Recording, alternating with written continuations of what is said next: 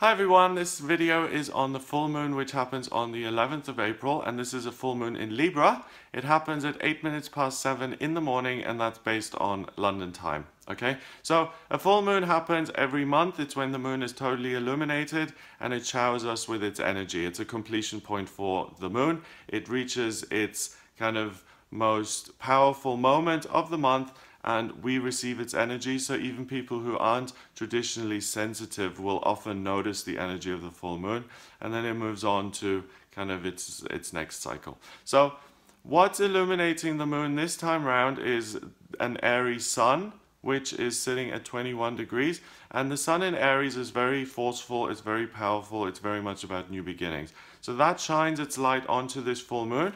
The moon is at 21 degrees in Libra, and it reflects that energy, it transforms it, it changes it into the personable, kind of compassionate, compromising, considerate, friendly, likable energy of Libra, and that's what it showers us with. So it's a really good time for people to come together and to enjoy each other's company and to see eye to eye, to be on the same page with other people rather than just being focused on the self. Now, the good thing about this full moon is we've got lots of kind of supporting players influencing this even more. So on top of the sun is Uranus. Uranus is the planet of rebellion and eccentricity, and that is 3 degrees away from the sun. So it combines and blends its energy with the sun. So Uranus and Aries together they're really a force to be reckoned with, and it's like the ego on a rampage in a sense, okay? It's me, what do I want to achieve in my own way? No one's going to tell me a thing. So we've got this really overpowering energy feeding into this full moon. The full moon then, it's almost like, you know, turning glass shards into sand. It just softens the whole thing.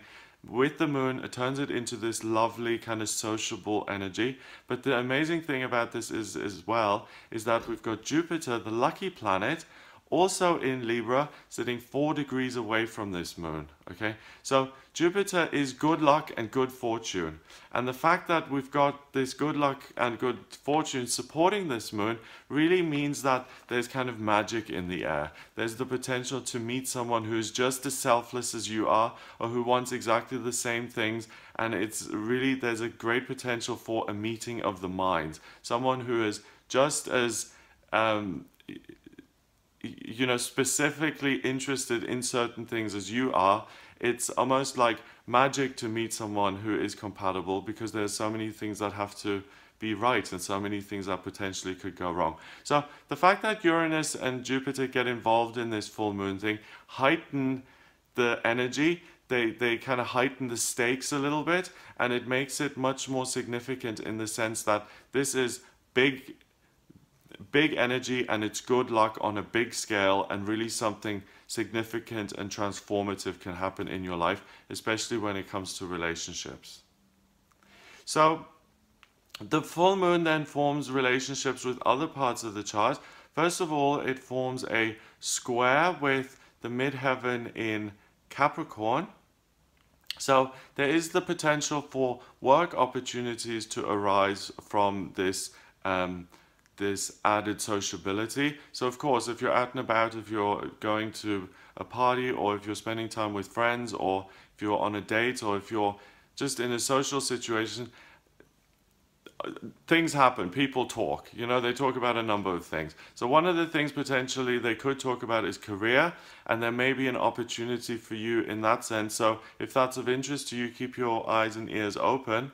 And it also then forms a T-square with the sun, the moon, and this midheaven in Capricorn. And a T-square is an area of friction and motivation. So on one hand, you do feel that sense of self and the desire to do things your own way. The full moon overpowers that and really makes you come across in a very likable way, in a way that is able to build bridges. And this applies for other people as well, obviously. So everyone, all of us with our own little agendas, we put those aside for a minute, we come together as a group, we're able to enjoy each other's companies. But of course, when we come together, we can provide opportunities for each other. So look out for that. There's real friction and movement, and the potential for something good to happen in your career as a result of this, the other relationships the moon forms is it forms a semi-square with Black Moon Lilith in the 7th. So there may be some shyness or fear when it comes to relationships and whether you are right about the way you think a person, you know, like when you meet a new person, you get a feeling about them. You either think, okay, this is someone who's trustworthy and I can maybe develop something with. This is someone who seems arrogant. I don't want anything to do with them, for instance. Okay, so Black Moon Lilith is going to make you doubt your own judgment when it comes to other people, but you also have a semi-square with the North Node in Virgo with this moon, so you are really able to make good decisions when it comes about other people. So trust your gut and ignore that doubt. That's Black Moon Lilith just trying to sabotage you a little bit and preventing you from forming relationships. You're meant to form relationships during this full moon. It's time to form relationships. It's a good idea and it will create opportunities for you. The other connection it makes is a quincux with Mars in Taurus in the 1st house. Mars in Taurus is really, really driven. It's ambitious and it wants to succeed and it wants to build something. So Mars is now focused on building something meaningful and long term. Focus that on the relationship side of things and focus on making a friend today, building a relationship that is going to be long term, or starting a business partnership with someone, or meeting a new romantic partner and looking to move that forward and to make headway with it. Or it's meeting someone who's going to be a fixture in your life for the foreseeable future.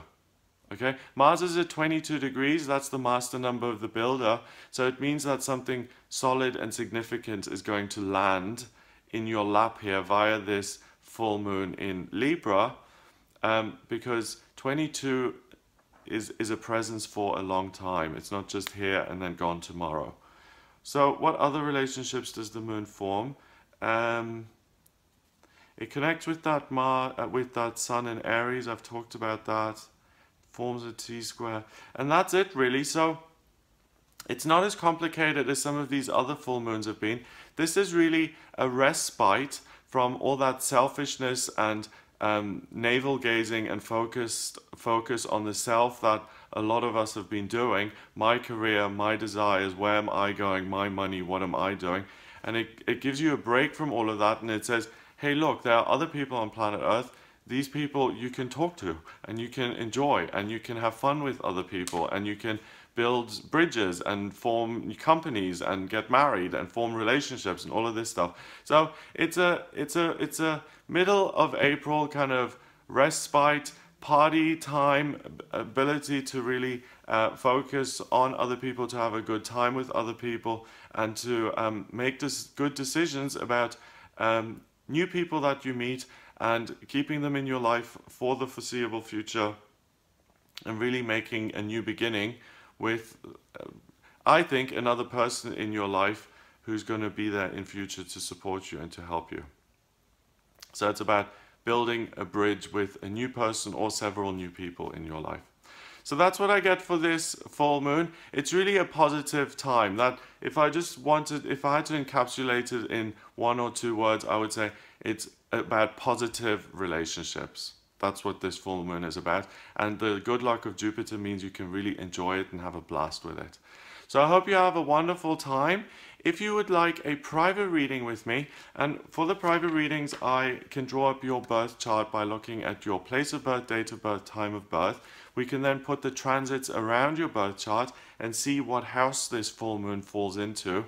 And we can look at how this affects you specifically, okay? So for instance, if the full moon is in your 2nd house or transits your 2nd house, then it's about forming relationships which have to do with money and career and work. If it's in your 5th house of romantic relationships, then the biggest blessing and the biggest focus of this full moon then is going to be about forming romantic and loving relationships, okay? So it depends on what your birth chart is like, where the area is focused. So if you're interested in finding out how that influences you specifically, then please get in touch via the website. It's gregoryscott.com. Click on the readings tab to audio reading. Please remember to subscribe to this YouTube channel, and I will be with you for the daily tarot readings.